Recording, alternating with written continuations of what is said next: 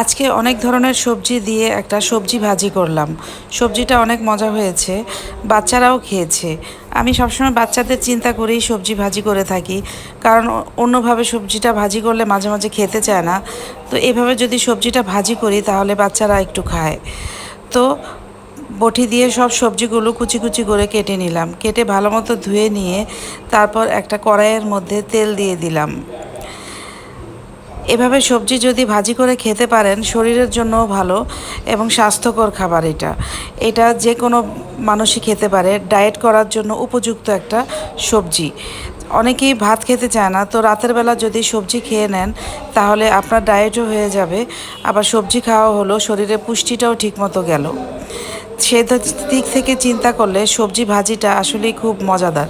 আর আমি তেলও দিয়েছি পরিমাণ মতো। ডায়েট করতে গেলে তেল বেশি দিলে তো হবে না, তো তেলটাও দিয়েছি পরিমাণ মতো। যে কোনো বয়সীরা খাওয়ার জন্য উপযুক্ত এই সবজিটা। তো কড়াইয়ের মধ্যে তেল দিয়ে তাতে আমি পাঁচফোড়ন দিয়ে দিয়েছি একটুখানি, খুব বেশি পরিমাণে দেইনি। তারপর এখানে পেঁয়াজ কুচি দিয়েছি এবং রসুন ছেঁচে দিয়ে দিয়েছি। দিয়ে ভালো মতো নাড়াচাড়া করে তারপর সবজিগুলো দিয়ে কাঁচামরিচ দিয়ে দিয়েছি, হলুদ এবং ধনিয়ার গুঁড়া দিয়ে দিয়েছি। তারপর ভালো মতো করে টমেটো দিয়ে ধনিয়া পাতা দিয়ে নামিয়ে নিয়েছি।